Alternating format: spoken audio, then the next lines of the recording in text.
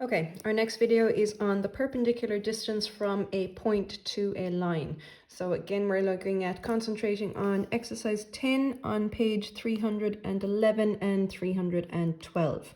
So we're going to go through a basic question first. So if the formula that we're looking at is on page 19 of the log tables, and the formula is the distance is equal to absolute value of ax1 plus by1 plus c all over the square root of a squared plus b squared, where the line is given to us as ax plus by plus c is equal to 0, and the point given to us is x1, y1. So let's first of all look at a fairly straightforward example. I'm going to take question 1, part B, on page 311. So the information given to us is that we're dealing with the point minus 3, 2. So P is the point minus 3, 2, and the line is x minus y plus 3 is equal to 0. So we want to find the perpendicular distance, or another thing that they may ask you for is the shortest distance. Perpendicular distance and shortest distance is the exact same thing. So if they're asking us for the perpendicular distance from the point P to the line L, we simply fill our information into the formula. So we name our point x1, y1. A is the coefficient of x. B is the coefficient of y, and c is the number by itself on the end. So filling into our formula here, d is equal to the absolute value of a, which is 1 times by minus 3, so that's 1 times by minus 3, plus b, which is minus 1, times by y1, which is 2, plus 3, all over the square root of a squared, which is 1 squared, plus b squared, which is minus 1 squared.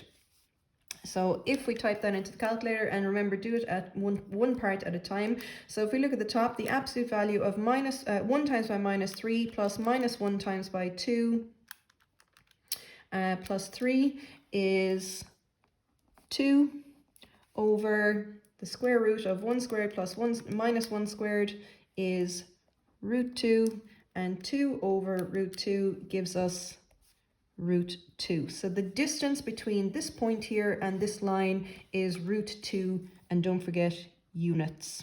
All right, so that's a fairly straightforward example where we are asked to just input the information into a formula. If we look at question 4, we're given slightly different information. So we're going to look at question 4, part A. So again, page 311. So in question 4, part A, we're asked to find the equations of the lines of slope minus 2 and distance 3 root 5 from the point 6, 2. So before we go putting information into our formula here, the first thing we need to do is work on the fact that the slope of the line is equal to minus 2. So using our basic equation of a line formula, y equals mx plus c, we can input our slope of minus 2.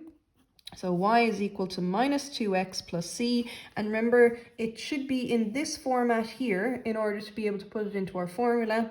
So if we transfer everything to one side, we have 2x plus y minus c is equal to 0. Okay. Now that we have our line, we know that a is 2, b is 1, and c is minus c.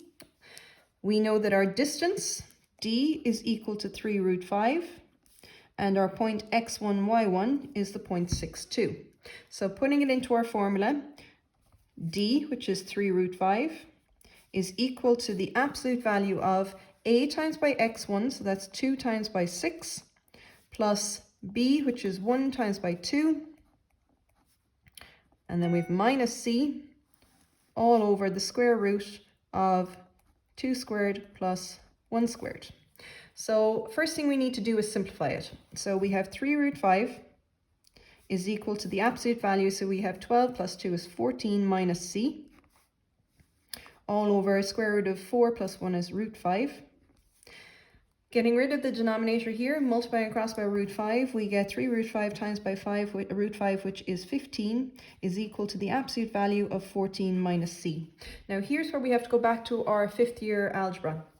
Because we're dealing with an absolute value equation here, that could be equal to either the positive or negative of this answer. So we have two options. So we have 14 minus c could equal plus 15, or 14 minus c could equal minus 15. If we go with the first option here, transferring the 14 across, we have minus c is equal to 1, so therefore c is equal to minus 1. And here we have minus c is equal to minus 29, so therefore c is equal to 29. So going back to our question was to find the equation of the line. So going back to this bit here, we now have 2x plus y minus c, so minus 1 is plus 1 equals 0, and we have 2x plus y minus 29 equals 0. So those are the two equations of our lines.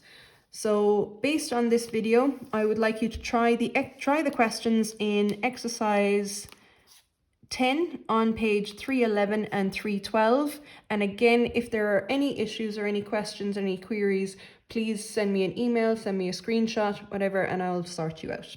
Thank you.